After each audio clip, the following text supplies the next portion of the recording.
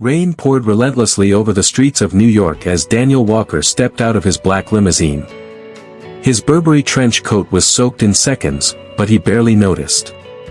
3 years had passed since Evelyn, his beloved wife, had lost her battle with cancer, and every anniversary of her death brought him back to this same dive bar where they'd first met.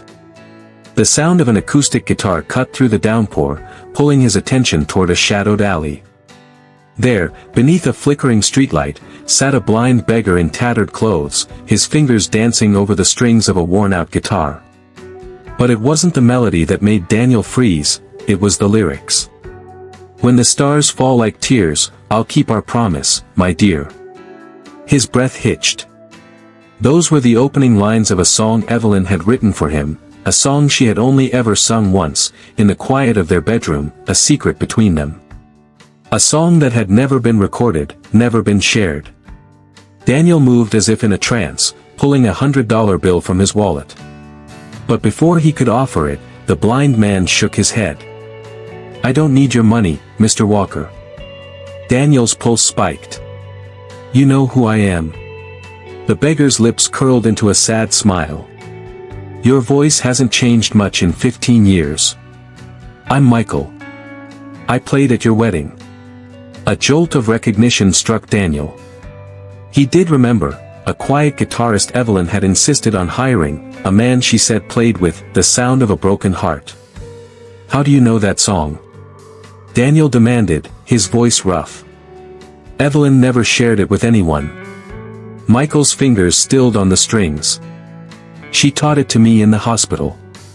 In her last days." Daniel's knees nearly buckled. "That's impossible.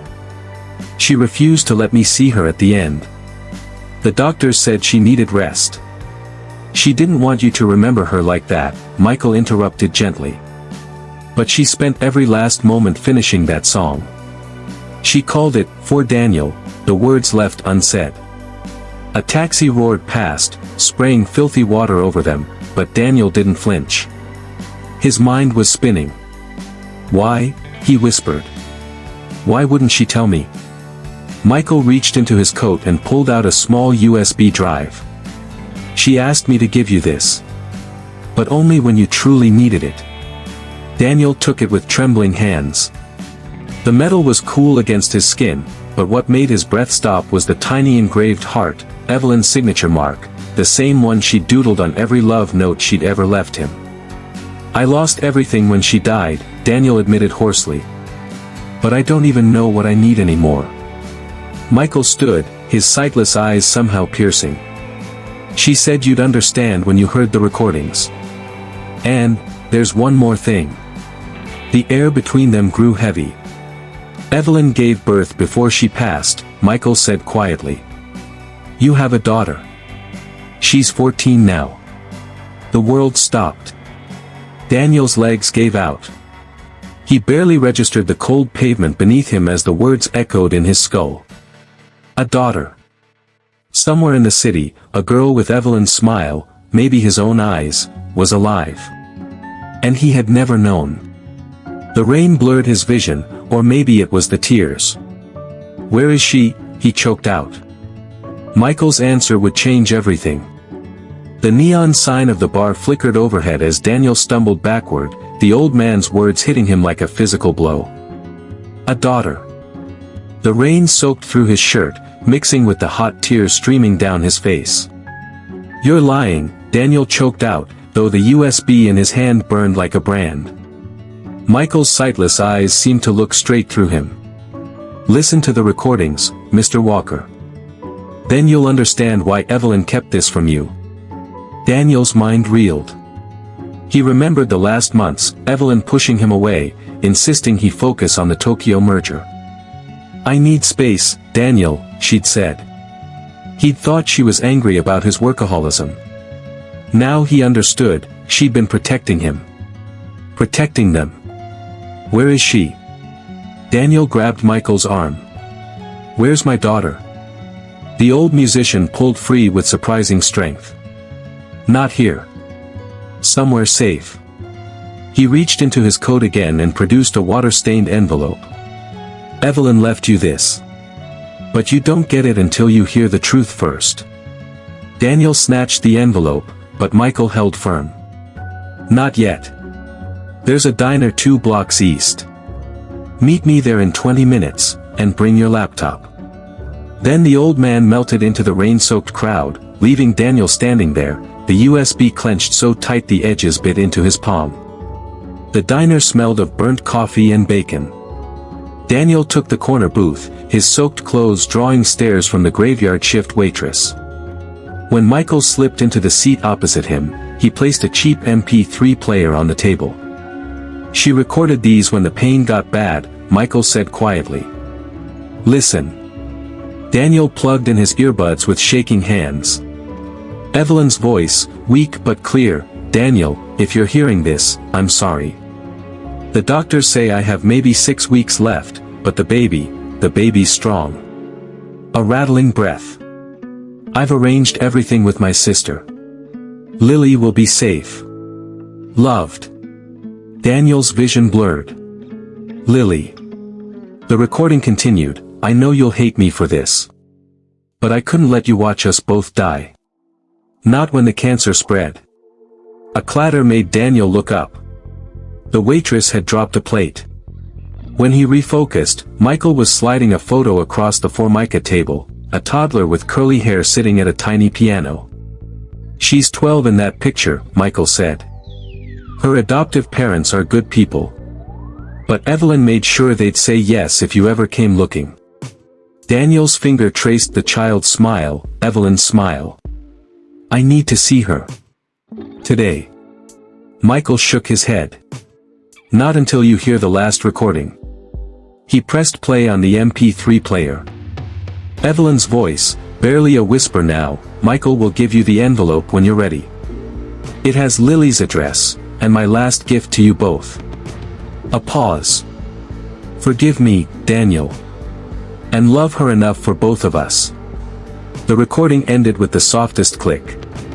Daniel sat frozen, the diner noises fading to static. Then, with sudden violence, he ripped open the envelope. Inside, a Vermont address, a lock of blonde hair tied with ribbon, and a single piano key, middle C, with, for our duet, engraved on the back. The rental car's GPS counted down the last quarter mile as Daniel white-knuckled the steering wheel. Pine trees blurred past his window, their shadows stretching long in the late afternoon sun. The USB rested heavy in his pocket, Evelyn's final words still echoing in his mind. You'll know the house by the blue hydrangeas, Michael had said. Evelyn planted them herself before. Daniel didn't let him finish. Now, as the gravel driveway crunched beneath his tires, he saw them, vibrant blue blooms framing a modest farmhouse. His breath caught. They were Evelyn's favorite. He killed the engine, suddenly paralyzed. What if Lily hated him? What if? The front door swung open. A girl stood silhouetted against the warm light inside, violin case in hand. 14 years old, with Evelyn's wild curls and his own sharp cheekbones. She squinted at his car. Daniel stepped out slowly, hands raised like he was approaching a skittish animal. Lily? The girl froze. Her bow clattered to the porch. You're early, she said, voice trembling. The letter said you'd come next week. Letter? Daniel's pulse roared in his ears. Lily reached into her sweater pocket and produced a yellowed envelope, the same ivory stationery Evelyn always used. Mom told me to give you this. But only after. She swallowed hard. After I played you her song first. The screen door creaked again. A woman appeared, Lily's adoptive mother, judging by the protective hand on the girl's shoulder. Her eyes locked onto Daniel's face, then dropped to the piano key dangling from his keychain. I see you found your middle C, she said quietly. Evelyn left instructions. You should come inside. As Daniel mounted the porch steps, Lily thrust the violin case toward him. She said you'd know what to do with this. He flipped the latches with shaking hands. Inside, nestled in blue velvet, lay not a violin, but a stack of sheet music. The title page read in Evelyn's looping script, Lily's Lullaby, for when I'm gone. At the bottom, a postscript. The piano's tuned, darling. Play our song for her. The farmhouse piano stood silent for 17 years. Daniel's fingers hovered above the yellowed keys, the weight of Lily's stare burning into his back. She tuned it every week, the adoptive mother, Claire, said from the doorway. Even when the cancer made her hands shake. Daniel pressed middle C. The note rang through the house, pure and perfect. Lily gasped behind him. That's the note, she whispered. From my dream. Daniel turned. The girl clutched the sheet music to her chest, eyes wide. I always hear this note when I dream of her. Claire quietly excused herself as Daniel patted the bench. Lily sat stiffly, her entire body vibrating like a plucked string. Your mother, Daniel began, then choked. He tried again. She wrote this the week we got married. I'd play the chords, she'd sing the melody, Lily finished. She placed the music on the stand. I know. She recorded it for me. The first bars stared up at them, Evelyn's handwriting unmistakable in the ink-smudged notes. Daniel's right hand found the opening chord. Lily's small fingers hesitated, then settled beside his. When their hands touched, the dam broke. Lily sobbed into his shoulder as the opening notes filled the house. Somewhere upstairs, a music box began to play, one Daniel had bought Evelyn their first Christmas together. Claire appeared in the doorway, tears streaming down her face. It's on a motion sensor, she explained. Evelyn set it up before. The music box's tiny ballet dancer spun to the same melody they now played. Lily lifted her head, wonder cutting through grief. She's here, the girl breathed. Daniel's fingers never faltered as the song built to its crescendo, the exact moment when, years ago, Evelyn would rest her head on his shoulder as he played. Now, Lily did the same. The last chord hung in the air like a promise. From the kitchen, a timer dinged. Claire laughed through her tears. Right on time. Evelyn's cookie recipe, she said you'd need them after the first duet. The scent of vanilla and chocolate filled the house as Lily whispered the question that had haunted Daniel's drive north. Will you stay? Daniel studied his daughter, her mother's eyes, his stubborn chin, and a musician's soul neither had given her. He pressed the sustain pedal with his foot. Let's play it again. The scent of melting chocolate chips pulled Lily toward the kitchen like a magnet. Daniel followed, watching as Claire pulled a golden brown sheet of cookies from the oven, Evelyn's famous salted caramel chocolate chunk. Mom made these every Sunday, Lily said, reaching instinctively for the blue cookie tin on the top shelf. Claire's hand intercepted hers. Not yet. She turned to Daniel, eyes glistening. Evelyn left specific instructions about these. Daniel's fingers brushed the familiar dent on the tin's lid, the one he'd put there years ago when he dropped it during a midnight snack run. His throat tightened. Claire produced a small key from her apron. She said you'd need this. The lock clicked open. Instead of cookies, the tin held 3 items. 1, a hospital bracelet with "Baby Girl Walker" printed in smudged ink. 2, a faded sonogram photo with "Daddy's Little Virtuoso" scribbled in the corner. 3, a sealed envelope labeled "When You're Ready to Know Why." Lily traced the sonogram image with trembling fingers. She never told me about these.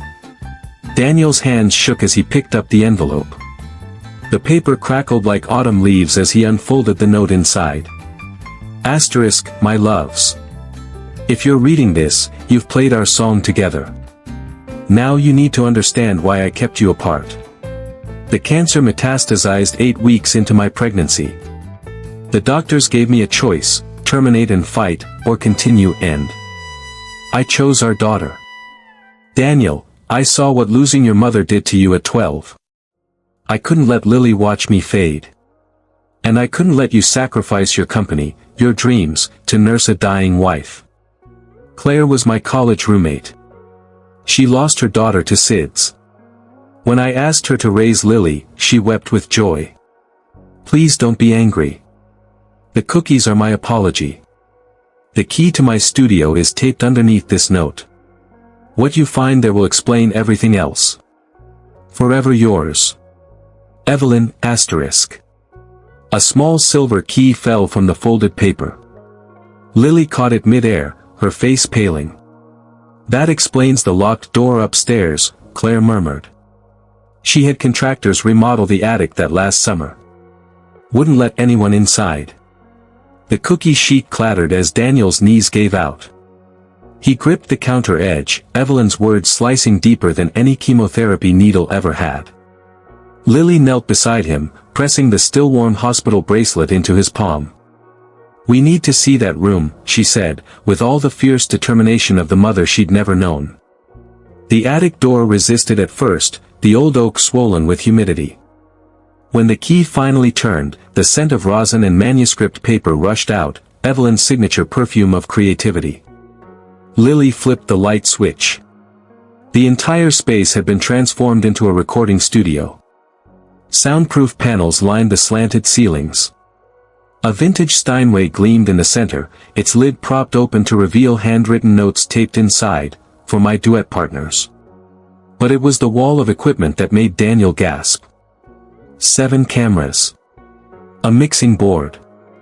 And shelf after shelf of labeled hard drives. Lily, month 1. Lily, first steps. Lily, Brahms at 4. Claire covered her mouth. She told me she was compiling parenting tips. Daniel's knees buckled as he reached for the most recent drive, for when you're ready. Lily inserted it into the waiting computer with trembling hands. The screen flickered to life. Evelyn appeared, bald but radiant, seated at the very piano downstairs.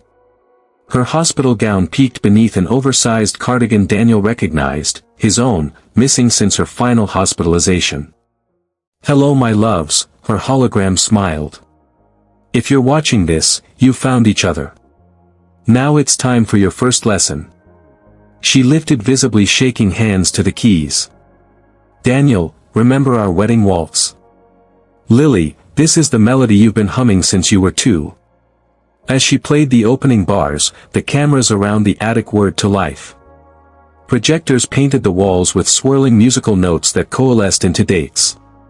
July 14th, first smile. October 3rd, first steps. December 24th, first duet with Claire. Lily collapsed against Daniel as realization struck, every milestone, every moment, Evelyn had remotely recorded. The studio wasn't just a room. It was a time machine. The recording continued. I couldn't be there in person, but I composed this for every birthday, every recital.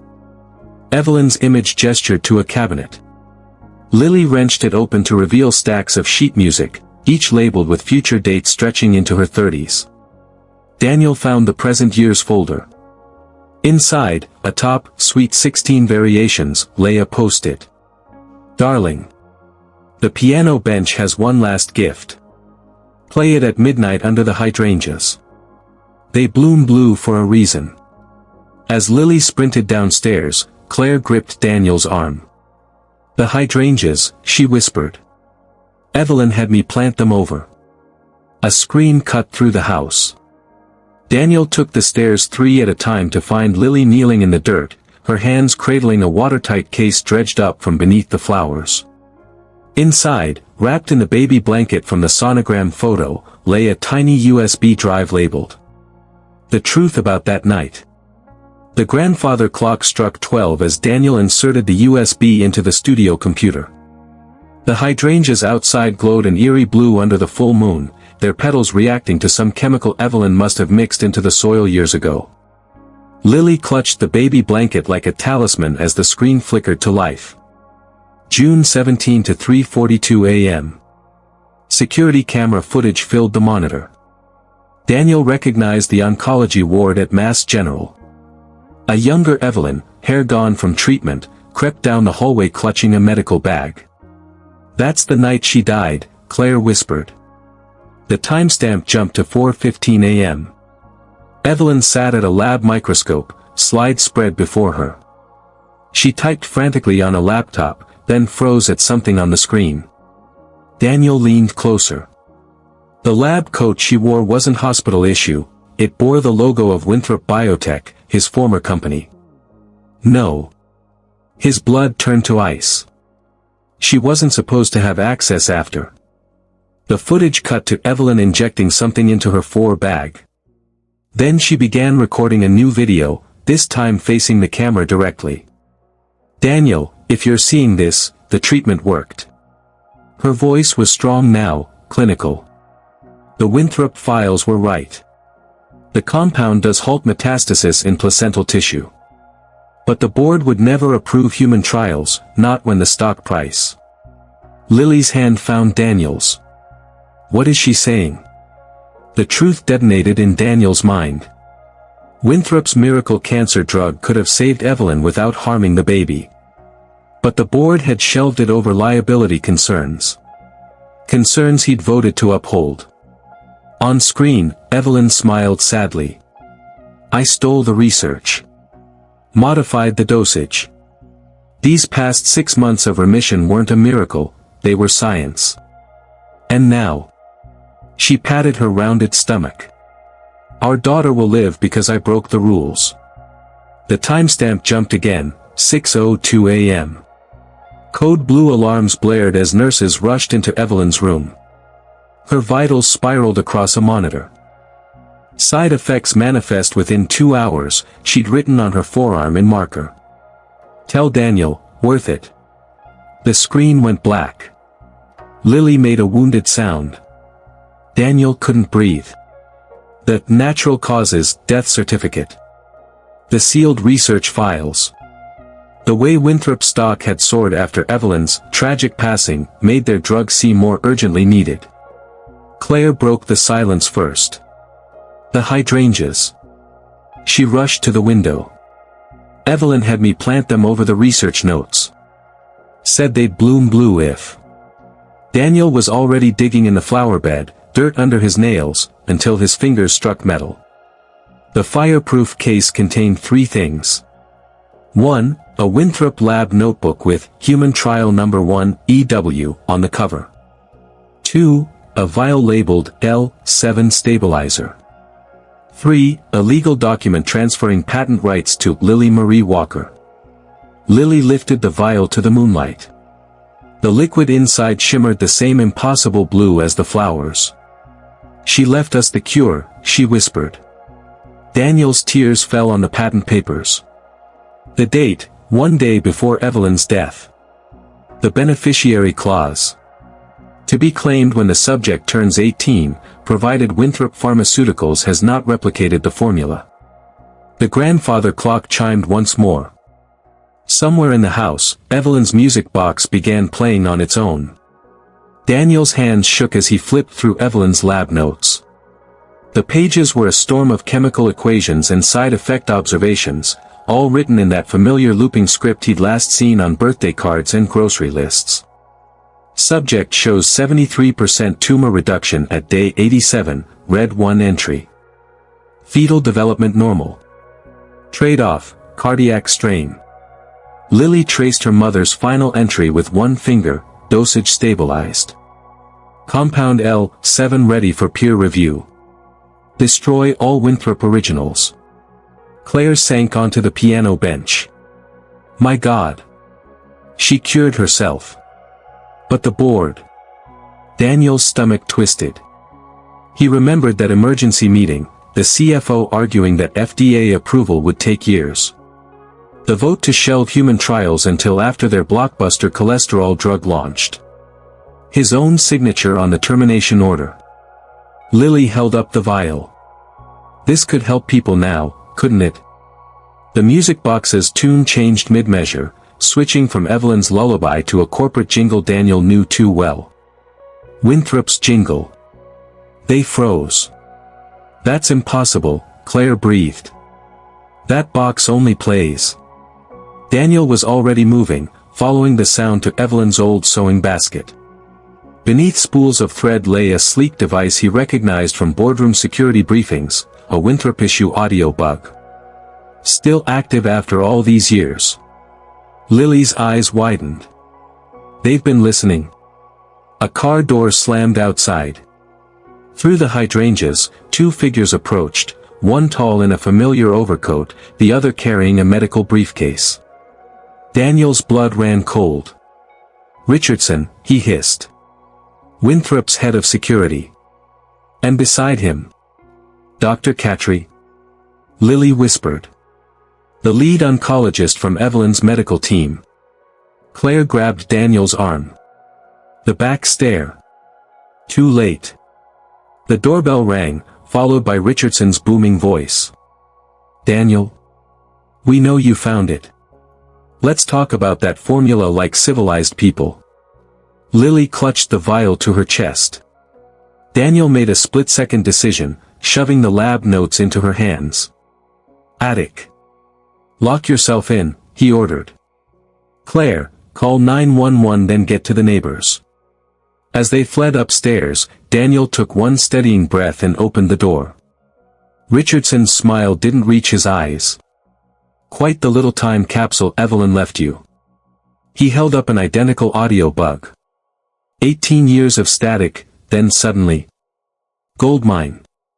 Dr. Catry stepped forward, her voice urgent. "Daniel, that compound is unstable now. It needs proper."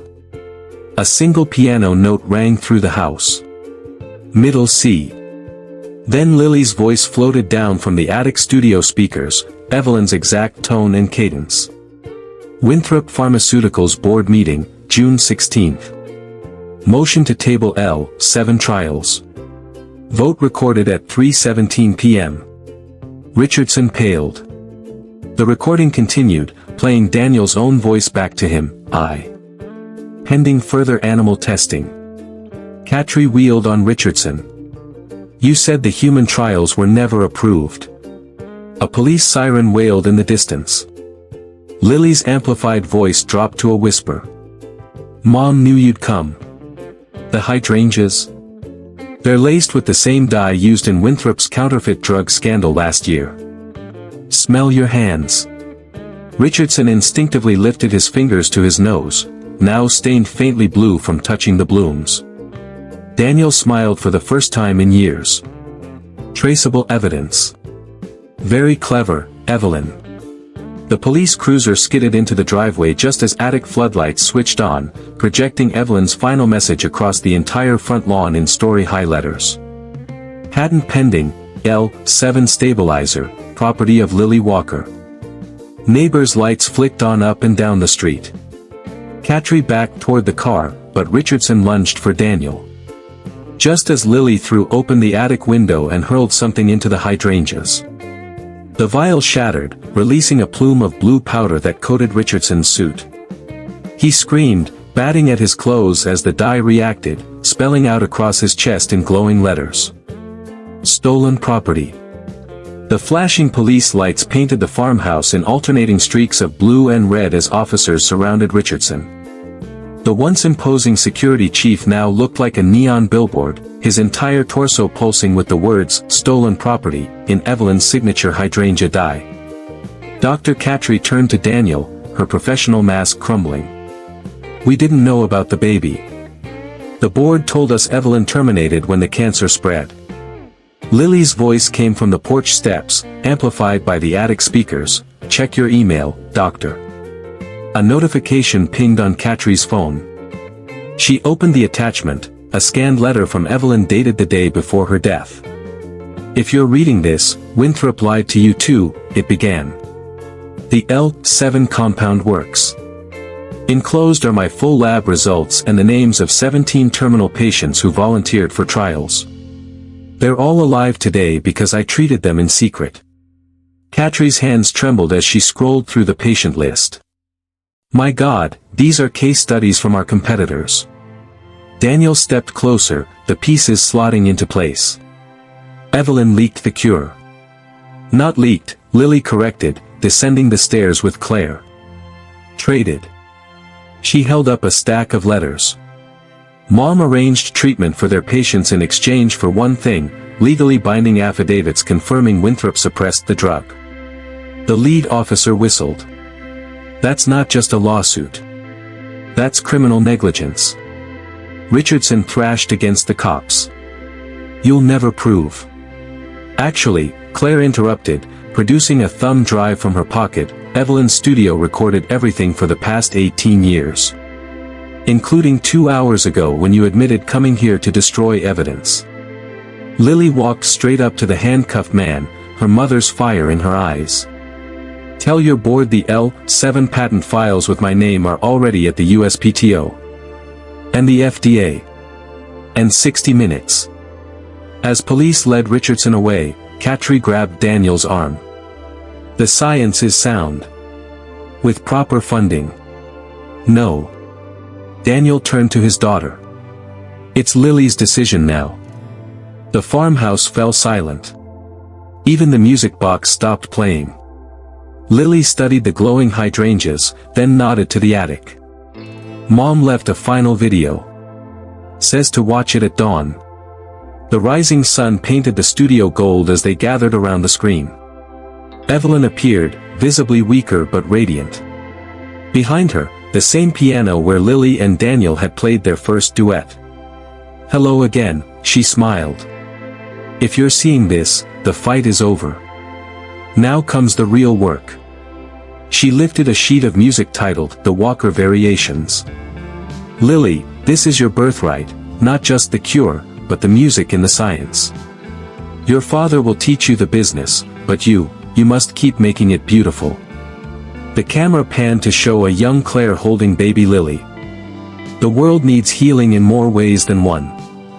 So I've left plans for the Walker Center, part lab, part concert hall. Because some cures come from test tubes. Evelyn's hands found the piano keys. And some come from this. As the first chords of Lily's lullaby filled the room, the video split, showing the same melody translated into chemical notation. Notes became molecular structures. Rests marked titration points. Lily gasped. It's the drug formula, in music. Daniel finally understood. The piano tuning. The timed cookies. Even the hydrangeas, all part of Evelyn's grand design to bring them to this exact moment. The video ended with Evelyn's whisper, play on. Outside, a delivery truck rumbled up the driveway. Workers unloaded crates labeled Walker Center, Phase 1. Claire checked the manifest. Evelyn prepaid for everything. Breaking ground next month. Lily sat at the piano, her hands hovering over the keys where her mother's had been. Dad? I think I know our first project. As their duet filled the sunrise, the hydrangeas bloomed impossibly brighter, as if Evelyn herself was smiling through the petals. The ribbon stretched taut across the entrance of the Walker Center, its silver threads catching the morning light. Daniel adjusted his tie, the same cobalt blue as Evelyn's hydrangeas, while Lily tuned the grand piano on stage. A crowd had gathered. Not just scientists and investors, but families. Patients holding hands with their children. A little girl in the front row clutched a 4-pole decorated with music notes. Lily leaned into the microphone. This one's for Mom. Her fingers found the keys, playing the opening bars of Lily's lullaby, but now with the L7 molecular sequence woven into the chords. Behind her, a hologram of Evelyn materialized at the second piano, her translucent hands joining the duet. Gasps rippled through the audience as the music triggered something extraordinary. Along the walls, bioluminescent panels pulsed in time with the melody, their glow revealing hidden sheet music within the architecture itself, the full chemical structure of Evelyn's cure, built into the concert hall's bones. Daniel watched from the wings as his daughter's music filled the space where medicine and melody became one. In the front row, the little girl's 4-bag began glowing the same hydrangea blue. As the final chord resonated, the holographic Evelyn turned to the crowd. Some cures heal the body, her recorded voice whispered. Others heal the soul.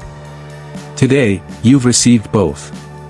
Then she faded, leaving only Lily on stage, her hands still hovering over the keys, just as Evelyn's had that last night in the attic. The silence held for one breathless moment. Then, from the back of the hall, a single pair of hands began to clap. Soon the entire room erupted. But Daniel only had eyes for Lily, who wasn't bowing, she was staring at the piano's closed lid. When she lifted it, a new inscription gleamed in the wood, one that hadn't been there yesterday. Every ending is someone else's beginning.